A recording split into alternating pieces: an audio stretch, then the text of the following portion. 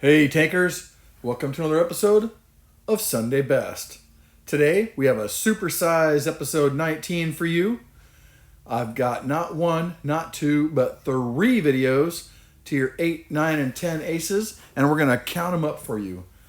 Hope you guys enjoy this brand new intro. I worked really hard on putting this together. It's an idea I've had for a while and thought it'd be kind of fun to do. Anyway, and this is featuring some of your ammo racks, guys, from games you've done. So hope you enjoy it. Anyways, let's get into our first video. Well, let's get into our first video. It's a tier 8 video by Obama Ate My Pop-Tart, and it is in the Object 252. It's another video from him in the 252. If you remember right, in the Fall Ace contest, he was our second place winner, and also in the 252, and here we have another ace from him in that very same tank and another game that's really good. Anyways, gentlemen, so we see Obama. He's here on Himmelsdorf, and he is running a heavy route, and he is just waiting, looking for spots, and he's going to run across this map and look for things. While he's doing that, I'm going to talk really quickly about the Object 252, give you a little bit of background on it. This was actually a paper design. It was never entered into production or service, or even, they never even built a mock-up or an experimental tank to play with. It was actually a design at the end of World War II in 1944. The Russians were trying to come up with a design for the IS-6, which is another tank they never made. The Object 252 is essentially the design they were coming for the IS-6, and it's a better, stronger, up-armored version of the IS-6. And again, neither one was ever made. Anyway, so we see here, he's here at the rails, and I don't know if you've noticed, but I've noticed that it seems that more and more battles are happening at the rails these days. It seems like the meta on Himmelsdorf has changed a bit, and it's pushing more and more towards the rails. And I'm not sure if that's because we see more mediums in the game, or mediums being taken seriously, but we certainly see more and more battles pushing this direction. Excuse me, I'll take a drink.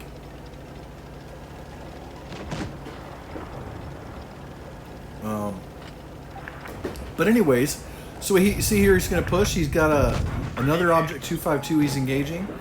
They both exchange a couple shots there. I think he gets the better end of that one, if he gets a bounce off that guy.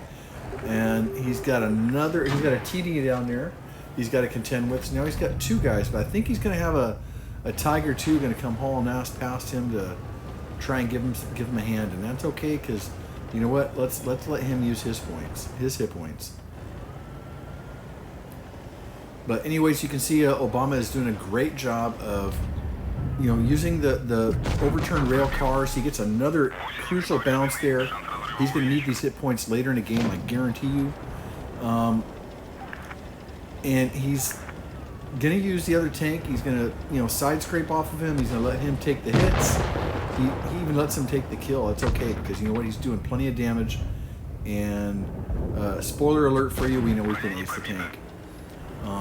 Thus, that's why he's in the Sunday Best. Anyway, so he took a hit from there from behind. He's got that the T-92E1, the little Tier 9 light tank behind him. He's got to be careful how much damage he allows that guy to get into him while he's trying to help take out this TD. He does not get a shot on that T-28 Defender, but he's going to push over there to try and help, and already that guy's dead. So here he's going to turn around. He just trying to get into a better position, looking for other tanks. Guys, you got to watch this kill. This is absolutely awesome. This is one of my favorite kills I've seen in a game in a long time. But watch this. Through the rails.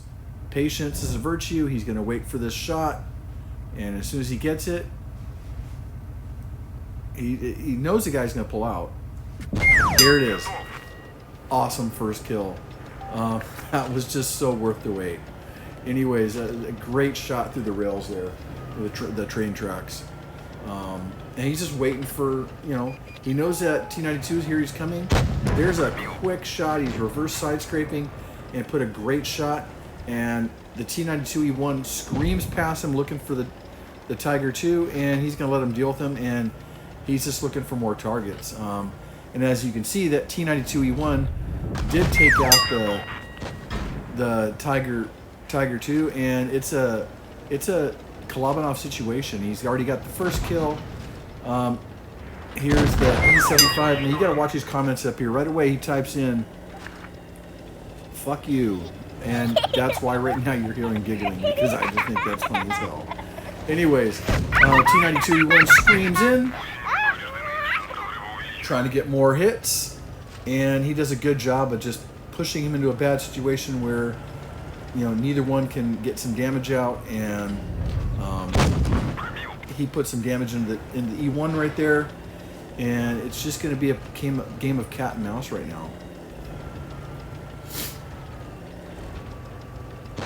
He does another bounce. I'm telling you, wait for it. It's going to come in handy. These bounces in this 252 is the #1 reason why I want to get this tank. I haven't gotten it yet. Being stubborn, I'm going to wait for it for the Christmas auction, and I will get it at that point. But I'm looking forward to getting this tank. I really am.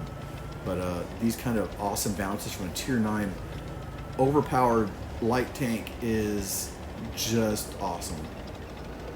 And here we're going to play a Ring Around the Rosie, like I said. He takes another hit off of that E1 and drains him hit points. Thankfully, the E1's using HE, because if he didn't, that might have killed him if it had pinned. But,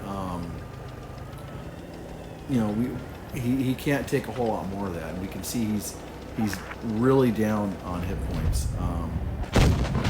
Takes another hit, and look at this, he's down to 4 hit points. I told you these bounces are going to come in handy. He's got over 3,000 damage bounced already in this tank, and he's at 4 hit points, and he's playing Ring Around a Rosie for this E1, just waiting for that kill shot. And everything counts, guys. Everything counts. These bounces are crucial. And he's turning here, and here it is. Boom, kill. Over 4,000 damage. Over 3,000 damage bounced, 4,600 damage, 4 kills, high caliber, Top Gun, steel wall, the Radley, I think that's whatever, that's the Kalabanov. Great game, Obama. Just a really, really special game. Always a pleasure to watch you turn these aces in, guys. Obama, especially you, these are fun aces. I just love watching this tank. Really want to get it. Can't wait till my chance. Great game, Obama. Guys, don't go away. We have more coming up right now.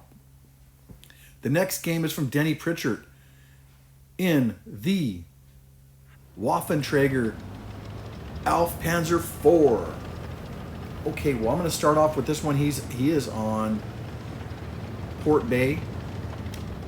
While he's getting set up and looking where he's going to go, I'm going to tell you about the Waffentrager, guys. So this is a tank that was actually built. The Waffentrager is not one tank. The Waffentrager is a series. It is a series of German tanks that were made to move gun emplacements. These were not made to fire off of the tank. I don't think that they could have fired off the tank. What you don't see on this tank, which was involved and included with all these Waffentragers, was a miniature crane. So what this would do is these Waffentrager designs were designed to move a gun into place where they could then take the gun and lower it with the crane, lower it onto the ground. Then the crew that was driving the tank and the ammunition truck following it could set up into a gun emplacement, a mobile gun emplacement, and start putting out shots wherever they want with a big heavy gun. And that was the design of the Waffentrager. If you look at tanks like the Grill, the RHM Borsig, these are all Waffentrager designs. That's how these tanks were intended. That's how they were built. There you go. A little bit of history for you. Okay, let's get into this game. So we already see Denny is doing great shots, did a great shot and a ammo rack damage into that heavy, that Tier 9 heavy there. He is just keeping himself in a great position, trying to keep himself hull down and not take any damage in return. We know this thing has no armor and it can't take a hit. Here's another interesting fact for you, gentlemen. This is actually the last video that was turned in to the Fall Ace contest by Denny, by anybody. This was turned in the final day you could turn it in. It did not make it in the contest. It did not have enough points, but I'm going to point something out here to you at the end of this video that I want you to pay attention to, because when we do contests in the future, you're going to need to remember this. Anyways, so Denny is doing a great job position-wise. He's keeping himself with other tanks in front of him, so that they're taking the hits and bleeding hit points, while he is just backing around and putting shots into targets he can. And most times the targets are not looking at him. Look at this. The Jaegeru is not looking at him, and he puts a great shot into the side when it turns. Again, he pulls forward, wanting to get out of dodge, not take a hit, and there he has that a nice shot into that another heavy. I think that was the KPZ-70. I could be wrong from this angle. Here he's coming up on the side of a tank. Yep, it's a KPZ-70, and look at this. Here's a kill shot. Excellent shot. And Denny gets his first kill of the game. And he's on a reload. He hasn't taken a hit yet. He is just going to keep himself in position to take hits. There he puts a nice shot in the E75. He's at over 3,000 damage right now. Denny's having a really good game. He's going to back up here. He sees this guy trying to sneak up on him, gets that gun around, and boom, look at that. Kill number 2 on the IS-3. No, it wasn't IS-3. I'm sorry, IS-8. Eyes are bad. Anyways, he is pulling up here. He's got his gun reloaded. Puts another shot in the E75. He's over 4,000 damage now, and it's now a 3-on-3 tanks versus tanks engagement. Where teams are both pretty easy. This game can go either way. And Denny pulls up and puts a kill shot in that Leopard 1. Great shot. This game is going great. He is at 4,900 damage. It's now a 2-on-1 game. The Death Star is just equipped his he just killed another tank, his 4th kill. It was 2-on-1, now it's 1-on-1. The Death Star, they finished his partner a minute ago, and everybody's saying we got points, just stay alive, and that's what he's looking to do. He puts a shot into that Death Star. The Death Star is lining up a shot for him. Just playing back and forth, and look at this. He takes a hit. Okay. Great game. He pulls back, he gets the win. But if you're in a contest, like I said, everything counts. He has a quicker reload. He's already reloaded. The Death Star is not reloaded. He pulls back and wins on points. That move right there, although it's a great ace, and discretion is a better part of valor, in a situation like that, get the win. That cost him points, which kept him out of the top 10. So just a word to the wise, guys. If you're in an ace in a contest and you know that's about the contest and you know you can beat the guy to the reload, take the shot, because it does make a difference. Anyways, though, great game, Denny. That was an amazing game. I love the Waffle. I started playing this again and bought it back because you got it. Anyways, guys, we're into our Tier 10 match by Alpha. We're going to watch Alpha in the Object 140. We're going to move on to this. Let's talk about the 140 for a minute. Okay, so the Object 140. Okay, so the Object 140. This was a tank that was designed, and actually in 1953 to 58, actually two prototypes were developed and used. And this was a tank designed to replace the tank designer trying to look to replace the T-54. They ended up canceling the project again in 1958. The tank was never went into production, but several design features were used later in the T-55 variant and the T-62 variant, and the replacement actually for that tank series ended up being the the Object 430 project. So, which would end up being the T-64, which I absolutely know nothing about, and not have to read about it because that's interesting. Anyways, guys, so Alpha is on Rockfield. No. Yeah, Rockfield. He's on, sorry, brain fart for a second there. Alpha's on Rockfield, and he is doing a good job for such a wimpy, light, medium tank that many people thought should be a light tank. It has no gun depression, no armor, crappy hull. It's a tank you play because you love it, not because it's any good. Because this is just a weaker version of the T-62. It's quick, which is nice, but again, like I said, it has no armor. It has nothing. It's just a tough ass tank to play. I bought it, owned it for a while, and ended up selling it because it was just nothing I was going to play at the time. And now it's just something I'm not going to play and get back. We see Alpha doing a great job with this tank. He uses that quick gun to take out the IS-4. This is definitely a tank that Wargaming needs to give some love. They've spent so much time and effort buffing the T-62A, and they've not given this thing one buff. Even with mediums being the prevalent tank at tier 10 right now, within the current meta, they've not done anything to buff this tank. It's amazing. It's like it's the tank that Wargaming forgot. I don't understand it. Anyways, Alpha's doing a wonderful job here of moving around the map. Here he asked his guy to hold so he can get around. He's got a guy that's doing a good job working with him. He's going to get around this corner. He's looking for a shot and puts it into that, I think it's a T-57. He's going to back up because that Object 268 is coming at him. And he takes a hit, but he's going to back up, put another shot into him. The 268 is trying to get out of there. He doesn't want to get killed. And he gets a great kill shot into the AMX-50B, not T-57. Sorry, guys.